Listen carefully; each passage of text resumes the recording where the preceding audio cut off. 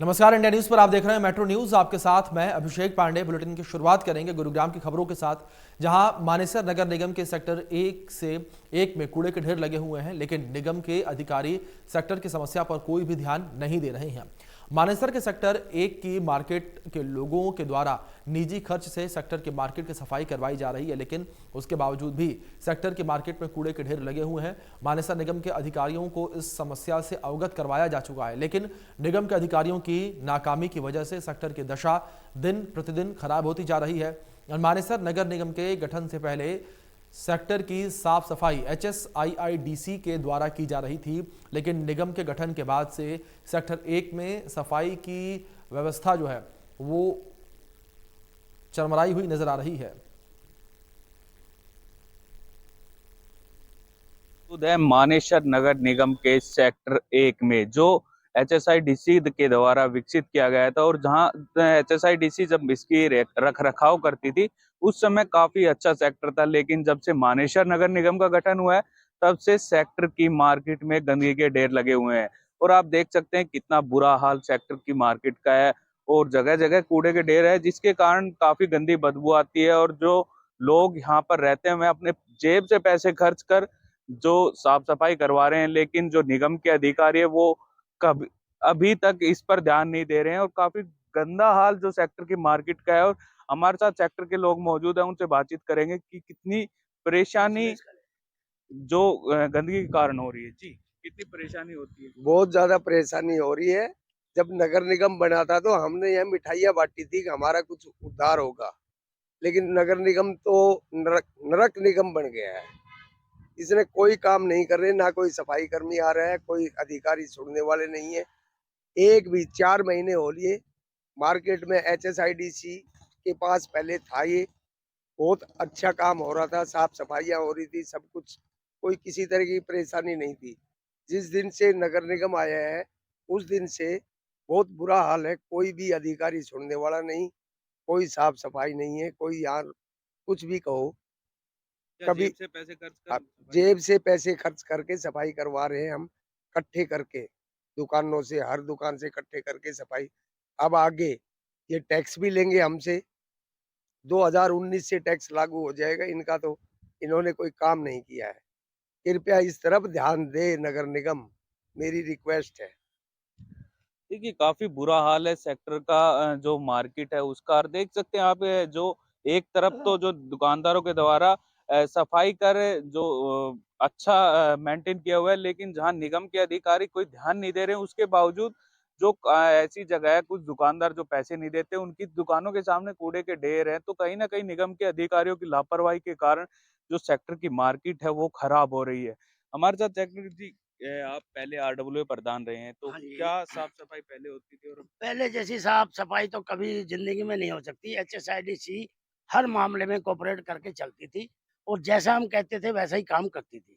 साफ-सफाई, पार्कों का हर काम HSIDC के द्वारा किया जाता था। लेकिन जब से निगम आया है, कोई कहीं कोई सुनवाई नहीं हो रही है। फ़ोन कर देते हैं, 5 मिनट के लिए कोई आदमी आ जाता है, वो फिर चला जाता है।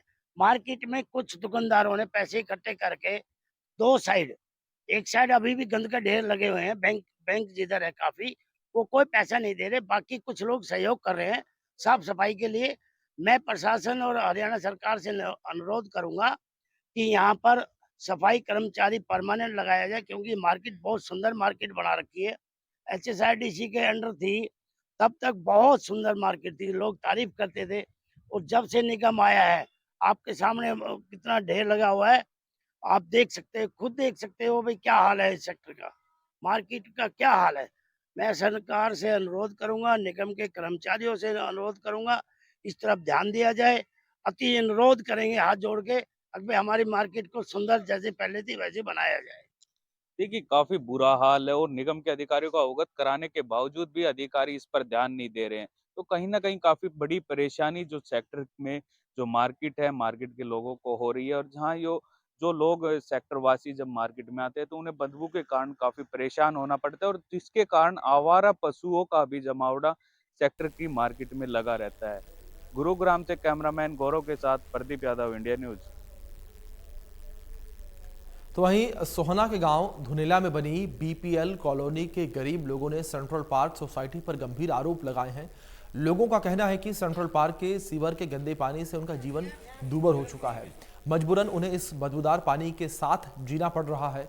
लोगों ने आरोप लगाया है कि सेंट्रल पार्क सोसाइटी ने अपने नालों को कब्जा कर लिया है, जिसके चलते सीवर का गंदा पानी कॉलोनी के बीच में है। और महिलाओं ने आरोप लगाया है कि उनके साथ जानबूझकर ऐसा किया जा रहा है, जिससे कि वे उनके प्लॉटों को छोड़कर चले जाएं। अब तक कई प्लॉटों को सोसाइटी खरीद चुकी है। वहीं मामले को लेकर कई बार कॉलोनी वासियों ने संबंधित अधिकारियों को ज्ञापन भी सौंपा है, लेकिन समस्या का समाधान नहीं हुआ। एरा में हमें सरकार द्वारा मिली गई थी और इस कंपनी का कोई नाम नहीं था, जो आज सेंट्रल पार्क कंपनी है चारों तरफ फैली पड़ी है। और आए दिन यहाँ पे कोई ना कोई हादसे होते रहते हैं। इनके गड्ढे वड्ढे बना रखे गहरे गहरे, पिछले साल उसमें 2 बच्चे भी डूब के मरे थे। और अब हमारा रास्ता भी आने जाने का बंद कर दिया है और बरसाती नाला जो है वो इन्होंने आगे से क्लोज कर दिया। अब जब बरसात होती है तो कॉलोनी के अंदर पानी भर जाता है और घरों में पानी घुस जाता है, भूसे खराब हो जाते हैं, अनाज खराब हो जाता है। और क्या नाम है, पहले जैसे इन्होंने अब रास्ते में हम निकलते हैं तो बाउंसर बिठा रखे हैं। अगर हम वहाँ से निकलते हैं कोई बात होती है तो हमारे साथ मारपीट हुई है। पहले भी मेरा सर भी फोड़ा है, पहले की लड़की का दांत भी तोड़ा है कंपनी वालों ने। जब ये सेंट्रल पार्क भी नहीं आया था इधर, और भाई हमने आगे तक रिपोर्ट सपोर्ट भी कर रखी है, सारे महकमे को रिपोर्ट दे रखी है और हमारी कोई सुनवाई नहीं कर रहा है। ये कॉलोनी कौन सी कॉलोनी है और समस्या क्या है ये बताइए। ये बीपीएल कॉलोनी है, धुनेला गांव की है। सरकार ने ये वादे करे थे कि आपको ये सड़क बना के देंगे जी, और ये नाला भी बना के देंगे। अब समस्या ये पानी हमारे गांव के अंदर भरा खड़ा है, घरों के अंदर भूस भी खराब हो गए और बच्चे भी परेशान। अधिकारियों से शिकायत की थी, 10-10, 15-15 बार नपली है, पर फिर भी जानबूझ के कर रहे हैं ये। सोहना के दमदमा मोड़ के पास शराब ठेके के पीछे झाड़ियों में शव मिलने से सनसनी फैल गई। मृतक की शिनाख्त जगोपुर निवासी जीतराम के रूप में हुई है, जो 31 जनवरी को शादी समारोह में जाने के लिए निकला था। मृतक किराए की गाड़ी चलाता था और वह 31 जनवरी को रात में ही लापता हो गया था। परिजनों ने अगले दिन इसकी रिपोर्ट थाने में दी थी और पुलिस ने शव को कब्जे में लेकर मामले की जांच पड़ताल शुरू कर दी है। फिलहाल परिजनों ने इसमें किसी पर भी कोई शक नहीं जताया है। पुलिस ने मेडिकल बोर्ड के माध्यम से शव का पोस्टमार्टम करवाकर जांच शुरू कर दी है। अभी 30 तारीख को 6 बजे घर से निकले थे, कह के कि मैं फंक्शन में जा रहा हूँ, आ जाऊँगा 8-9 बजे तक।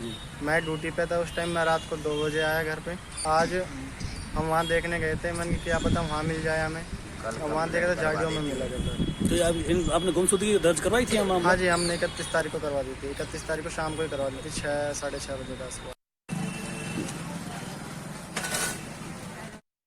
खबरों का रुख कर लेते हैं, जहां सूरजकुंड में लगने वाले हस्तशिल्प मेले में इस बार एससीओ कंट्री का डेलीगेशन भी शामिल होगा और मेले में इनके लिए अलग से पवेलियन जो है बनाया गया है। मेला परिसर में बाकायदा इन सभी देशों के फ्लैग लगाकर सेल्फी पॉइंट भी बनाए गए हैं। इन देशों की न केवल कला बल्कि वहां की संस्कृति भी देखने को मिलेगी। रिपोर्ट देखिए आप।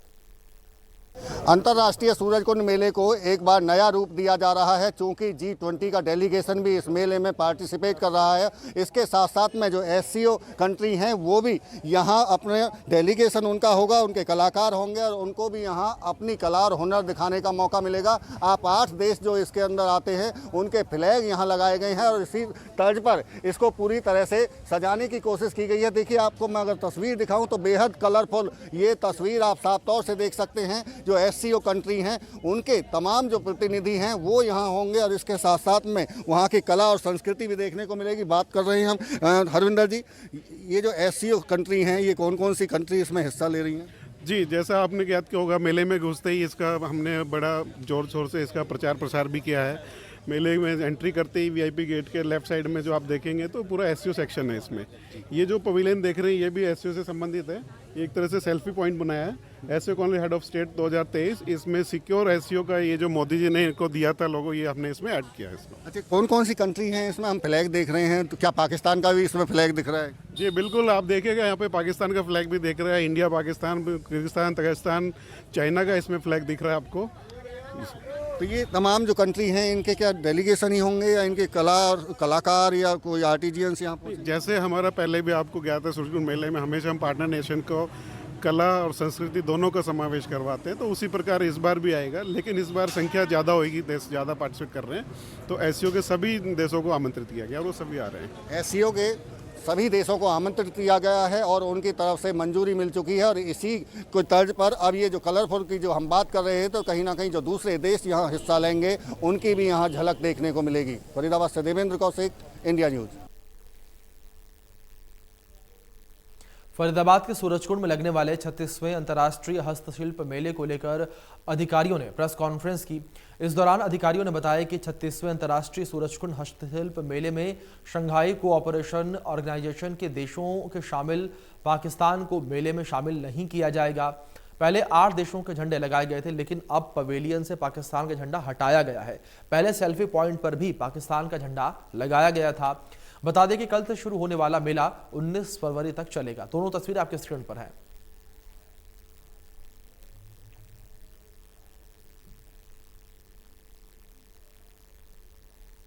सूरजकुंड मेले में इस बार हरियाणा की संस्कृति और ग्रामीण परिवेश के रहन सहन को दिखाने के लिए अपना घर को हवेली का रूप दिया गया है। इस हवेली में हरियाणा के खान पान, संस्कृति और ग्रामीण परिवेश में रहन सहन को दिखाया जाएगा।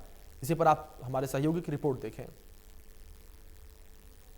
अरावली की वादियों में अंतर्राष्ट्रीय सूरजकुंड हस्तशिल्प मेला लग रहा हो और हरियाणा की बात ना हो तो बेमानी सी लगती है। हरियाणा की संस्कृति, कला और वहाँ के रहन सहन को हालांकि हर बार दिखाया जाता था, लेकिन वो एक पुराने मकान के तौर पर दिखाया जाता था, लेकिन इस बार बदलाव किया गया है और एक हवेली बनाई गई है। आपको मैं तस्वीर दिखा देता हूँ, हरियाणा के अपना घर की ये तस्वीर आप जो देख रहे हैं, एक हवेली नुमा इसको अपना घर को बनाया जा रहा है, जिसमें हरियाणवी ग्रामीण परिवेश में किस तरह की वहाँ की संस्कृति, रहन सहन होता है और खान पान से लेकर तमाम वो चीज़ें इस अपना घर में देखने को मिलेंगी और इसको अब हवेली का रूप दिया गया है। हमारे साथ में चूँकि नोडल ऑफिसर हैं हरविंदर यादव, उनसे भी बात कर लेते हैं। नया रूप इस बार हरियाणा की हवेली बना दी है इस बार। जी बिल्कुल, जैसा आपको ज्ञात हो रहा होगा, देखने से ही पता चल रहा होगा, इस बार हमने ज़्यादा जगह और इसको मल्टी स्टोरी लेवल पे एक हवेली, जो ग्रामीण परिवेश में हवेली होती है, उसका रूप दिया गया है। मतलब हरियाणा तरक्की कर रहा है। हरियाणा ओबियसली तरक्की कर रहा है, पूरा देश तरक्की कर रहा है, तो इसमें हमें वो भी मेले में इसको समावेश करना था कि इस तरक्की को हम भी दिखाएं लोगों तक। अच्छा, ग्रामीण परिवेश तो आप दिखा रहे हैं, इसमें हरियाणा की संस्कृति और कला भी क्या देखने को इसमें मिलेगी? जी बिल्कुल, इसमें कला संस्कृति, एक आम परिवार की ग्रामीण परिवेश में कैसे रहता है, उसका रहन सहन क्या होता है, वो सब भी इसमें आपको लाइव देखने को मिलेगा। लेकिन हरियाणा में तो अब शहरीकरण भी काफ़ी बढ़ा है, तो क्या उसकी भी कुछ झलक दिखेगी? देखिए, शहरीकरण कितना भी बढ़े, लेकिन लोग अपनी जड़ों को नहीं भूलते, तो वो यहाँ पे आपको देखने को मिलेगा। बिल्कुल साफ, देखिए जिस तरह से बड़ी बात कह रहे हैं, शहरीकरण कितना भी बढ़े लेकिन अपनी जड़ों को लोग नहीं भूलते। और खासतौर से हरियाणवी की जब बात करते हैं तो अब कहीं ना कहीं जो उनका जुड़ाव है आज भी ग्रामीण परिवेश से रहता है और इसी को दर्शाने की इस मेले में कोशिश की गई है। फरीदाबाद से देवेंद्र कौशिक, इंडिया न्यूज़। सूरजकुंड मेले में इस बार नॉर्थ ईस्ट के 8 राज्य थीम स्टेट बनाए गए हैं।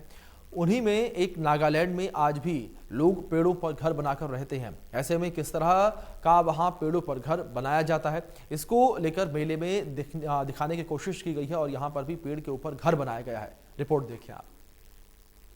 इसमें अंतर्राष्ट्रीय हस्तशिल्प सूरजकुंड मेले के इस बार चूंकि थीम स्टेट 8 राज्य जो नॉर्थ ईस्ट के हैं वो है और उनमें से एक नागालैंड भी है, लेकिन नागालैंड की संस्कृति और वहाँ के रहन सहन में चूंकि आज भी कुछ ऐसे घर वहाँ पाए जाते हैं जहाँ पेड़ों पर घर बनाया जाता है और लोग वहाँ रहते हैं, और उसी कला को दिखाने के लिए यहाँ भी इसी तरह से ट्री हाउस बनाया जा रहा है। आप तस्वीरों में देखेंगे तैयारी की जा रही है और इसी तरह के अमूमन वहाँ घर पाए जाते हैं जो पेड़ों के ऊपर रहन सहन उनका रहता है और किस तरह से ऊपर वो रहते हैं, ये तमाम चीज़ें दर्शाने की इस मेले के जरिए कोशिश की जा रही है। हरविंदर जी हमारे साथ हैं, नोडल ऑफिसर हैं मेले के। सर, ये जो ट्री हाउस बनाया जा रहा है कहाँ का है और क्या क्या इसमें बनाया जाएगा? जी सर, जैसा आपको देखने से ज्ञात हो रहा है कि इसका फाउंडेशन बनाया काफ़ी ऊंचाई पे जाके ना देखने में आ रहा है आपको। तो ये ट्री हाउस हमारे पूर्वोत्तर राज्यों में आज भी इसका इस्तेमाल किया जाता है, क्योंकि वो घने जंगल होते हैं, जंगली जानवरों से बचने के लिए उनको घरों को एक लेवल से ऊपर बनाना होता है। तो ये ट्री हाउस उसी का एक आपको रूपरेखा देखने को मिलेगी। रूपरेखा तो देखने को, लेकिन क्या इसमें रहन सहन का कोई फैमिली भी रखी जाएगी या किस तरह से रहते हैं, क्या क्या रहता है इस मकान के अंदर, ये सारी चीज़ें दिखाई जाएंगी? जी, इसके कोशिश तो हमारी पूरी है, जैसा हमने डिस्कस किया है अभी नॉर्थ ईस्ट के जो एक्सपर्ट्स हैं उनसे भी किया है, तो ये रहने लायक तो है। लेकिन क्योंकि मेले में भीड़ भाड़ का काफ़ी यहाँ पे रहेगा, हमारा अनुमान है, तो उसके हिसाब से इसका देखा जाएगा सिक्योरिटी कारणों से, तो अदरवाइज ये रहने लायक बन रहा है। नागालैंड में इसी तरह के मकान पाए जाते हैं? नॉट इवन नागालैंड, आपको पूर्वोत्तर के कई राज्यों में ऐसा देखने में, जहाँ पे घने जंगल हैं, वर्षा वन है, वहाँ पे मिलता है ऐसा। बिल्कुल, देखिए मेले की इस खासियत यही है कि जो थीम स्टेट होता है वहाँ की तमाम तरह की जो संस्कृति है उसे दिखाने की इस मेले के जरिए कोशिश होती है। चूँकि वहाँ कुछ पूर्वोत्तर के जो राज्य हैं इसी तरह से वहाँ मकान बनाए जाते हैं पेड़ों के ऊपर, और इसी को दिखाने की इस बार मेले में कोशिश की जा रही है। फरीदाबाद से देवेंद्र कौशिक, इंडिया न्यूज़।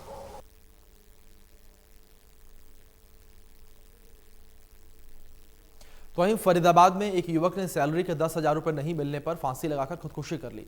ये मामला सामने आते ही इलाके में हड़कंप मच गया। बताया गया कि मृतक जो है फरीदाबाद की एक लैब में काम करता था और मृतक के परिजनों की माने तो संचालक के सैलरी देने के इनकार करने पर लव ने खुदकुशी कर ली।